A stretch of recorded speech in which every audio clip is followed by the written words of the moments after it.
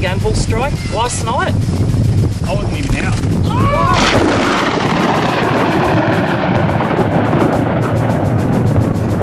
I got it! Even out.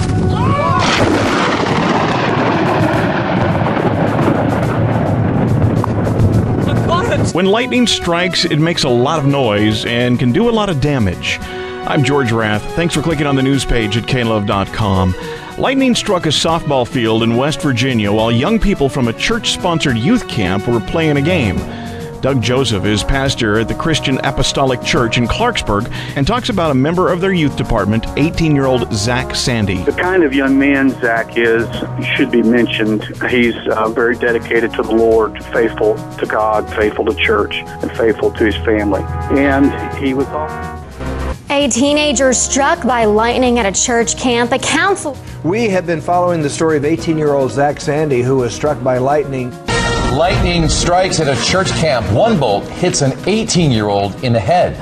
It's difficult to imagine. 20 to 40,000 volts of electricity ripping right through his body. Yeah, even more amazing, he survived. The lightning reached out way far out ahead of a storm that had not gotten to where they were yet and struck that ball field. It shook the ground and knocked several people down. The lightning actually struck Zach. It went in the back of my head and came out my feet. Instantly, Zach went down and was unresponsive. His undershirt and outer shirt were burned and melted together in places and split apart in places. The sport pants that he was wearing, the entire right side of the right leg was all split and melted and burned. His cell phone that was in his back pocket was fried, its screen shattered, buttons and covers blown off, and some of the buttons melted. And the lightning blew small holes in his shoes as it exited his body. The camp evangelist started CPR immediately.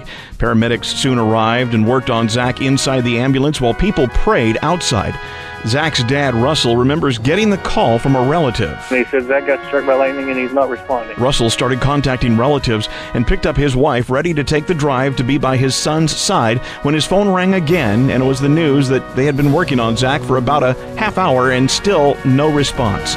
But then he said, wait a minute, they're opening the door. He said, oh my goodness, they get a pulse. An emotional Sherry Sandy, along with her husband Russell, say that without the CPR administered by friend Caleb Tisdale, their 18-year-old son Zachary would not have survived a lightning strike to the head. I know there's folks that have survived these kind of types of injuries or whatever, but I just, again, it's a miracle that there was somebody who knew CPR. But even after the near-death experience today, they say there is a calmness inside both them and their son. Whatever happens, we know that God's in control. Even though there was a pulse, there were still a lot of concerns.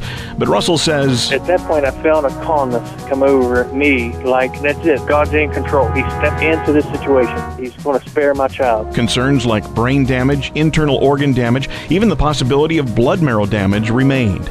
Pastor Joseph. The amazing thing throughout all of this is that we were first told that when you go this long without a pulse and breath, that brain damage is likely. And we were very thankful for the CPR, which reduces the chance of that. But when Zach eventually came to, he instantly knew everyone, instantly had all of his sense of humor and personality. He had a little bit of difficulty with short-term memory early on, which has quickly dissipated. And on Friday after the accident, he took a memory test and scored 3 out of 30. And on Monday of the following week, he took the same test and scored 27 out of 30.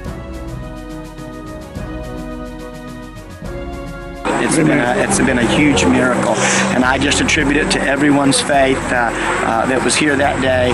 Caleb's quick thinking, and they've changed CPR now, but the doctors at the emergency room told us that you have to give breaths to a lightning strike victim.